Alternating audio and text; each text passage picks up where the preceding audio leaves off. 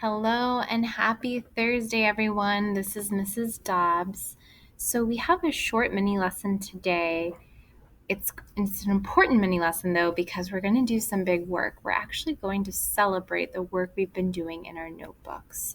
So if you will, go ahead and hop into our module for today. Today is September 3rd. 2020, and it is Thursday, and we only have one part to this module. It's called Submit Your Best Thinking Work. So if you will open that up, and if your Chromebook is like mine, it's still waking up, so I'm going to be patient, as I highly encourage you to be patient as well. So I'm currently recording this video. Once it's recorded, I will actually put it in here in the module, so you'll be able to see it, refer back to it.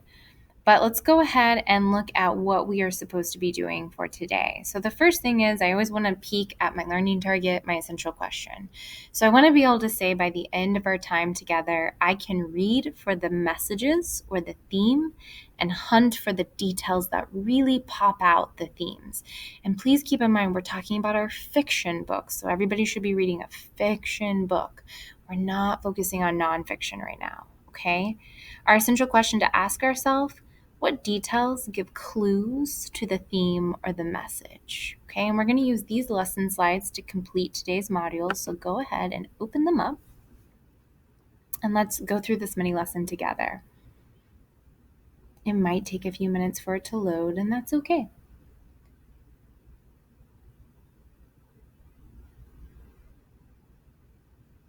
And you probably know this, but just in case you don't, if you notice, I'm not doing anything while this is loading.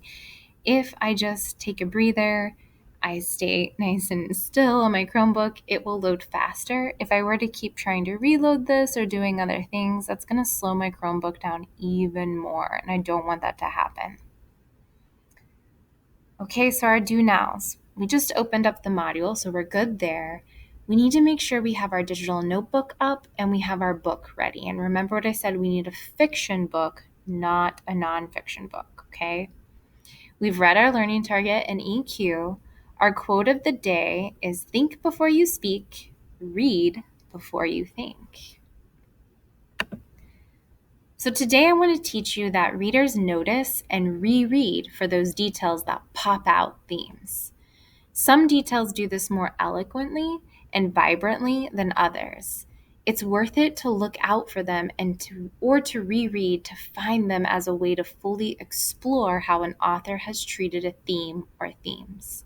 So a lot of you actually wrote this in some of your exit tickets this week, some things that good readers do. We should always be rereading. It's really important to go back and to really search for these details, these clues, especially when we're thinking about what the theme, the message could be. So here's a reminder. Authors are purposeful. This is their piece of art. Believe it or not, books are art, if you didn't know that. And the author has been very purposeful in how he, she, they have created this piece of art. So if us as readers, if we're considering what a theme, the message could be that the author is trying to tell us, we should be looking at these textual details that are pointing out that theme, the clues, because it's most likely that they're sprinkled throughout this piece of work. Some details do this particularly well, and it's wise as a reader to notice these and to reread for them. So before you start back into your fiction book, I want to just compare my main character of my book, Ghost Boys, Jerome. I want you to compare your character to mine. So we'll do that, and then we're going to decide, do they have similar personality traits? Do they sound like they look similar? Do they have similar fears, families? And then your goal is you want to jot details about your character as you read. Are there details that point to possible themes? What do they want, or what do you want to hold on to? So in Canvas, what I want you to do, you're going to be doing your thinking work today, but I also want you to go back in your notebook and I want you to submit a screenshot of your best page. So what page are you the most proud of? What page do you feel like you did the most work in? It doesn't have to be the prettiest, because remember, our notebooks are not a place of perfection, expertism. This is just a rough place where we put our thoughts down. Some of us might be really creative with that. Some of us might be really sloppy. That's okay. Neither are right or wrong. Both are really good thinking work, okay? We just think in different ways. So you're going to submit a screenshot of your best page filled with your most powerful, or just the jots you're the most proud of, your hardest work, okay? And what we're going to do is we're going to submit those today.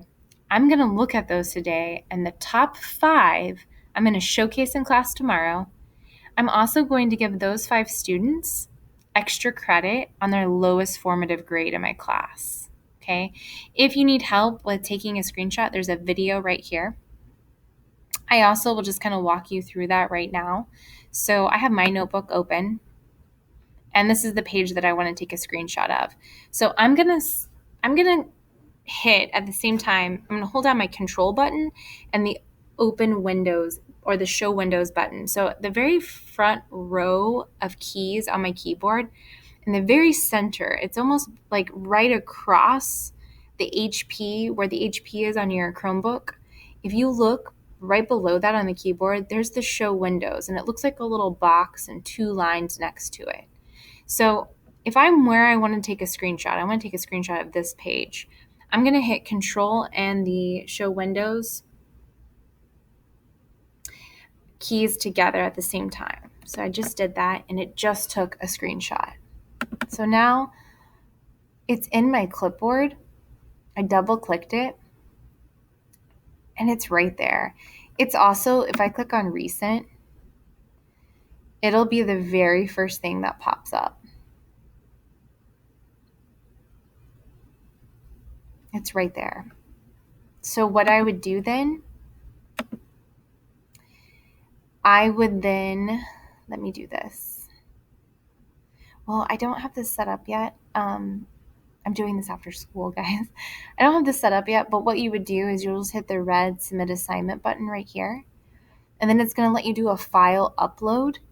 And if you just upload recent from your computer, that screenshot will be right there. Okay, and then you just submit it. So that's all you have to do in Canvas today. And then you're just going to keep working in your fiction book and your new page that you just made in your notebook. If you have any questions, you need any help with anything, please let me know. Either reply in today's announcements or just shoot me an email, okay? Happy reading, everyone.